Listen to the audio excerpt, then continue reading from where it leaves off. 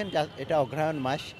আপনারা জানেন যে আমাদের কৃষিপ্রধান বাংলাদেশ হিসেবে বাংলাদেশের আ এই হেমন্তকালে অর্থাৎ অগ্রহায়ণ যেটি, এই অগ্রহায়ণে আমাদের নতুন ধান কৃষকদের ঘরে আসে এবং তারা এই ধান কাটাকে অত্যন্ত উৎসাহের সাথে আনন্দের সাথে তারা এটিকে দেখে এবং এটি আমাদের বাংলার দীর্ঘদিনের যে আবহমানকালের যে সংস্কৃতি, সেই সংস্কৃতির একটি অংশ এবং যেহেতু এই সময় ঋতুর একটা পরিবর্তন ঘটে, অনেকটা শীতের আগমন, এটিকে আমাদের কৃষক যে সমাজ বাংলাদেশের, তারা খুবই অত্যন্ত আনন্দের সাথে এটি উদযাপন করে থাকে। তো দীর্ঘদিন ধরে আমাদের বাংলাদেশে আমাদের যে নিজস্ব সংস্কৃতি, সেই সংস্কৃতির কিন্তু অনুপস্থিত ছিল।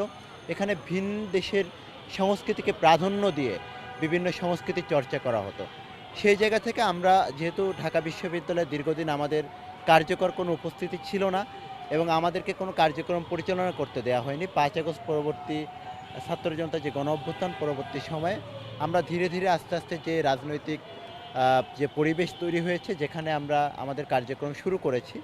তো আমাদের এই বাংলাদেশের নিজস্ব সংস্কৃতিকে বাংলাদেশের সর্বোচ্চ বিদ্যাপীঠ ঢাকা বিশ্ববিদ্যালয়ের শিক্ষার্থীদের মাঝে তুলে ধরার জন্যই আমাদের এই প্রয়াস এবং সেই জন্যই আজকে আমরা অগ্রহায়ণের এই সময়ে আমরা নবান্ন উৎসবের একটি সাংস্কৃতিক সন্ধ্যার আয়োজন করেছি এবং একই সাথে আমাদের গ্রামীণ ঐতিহ্যবাহী যে লাঠি খেলা, সেই লাঠি খেলারও আয়োজন আজকে এখানে আছে।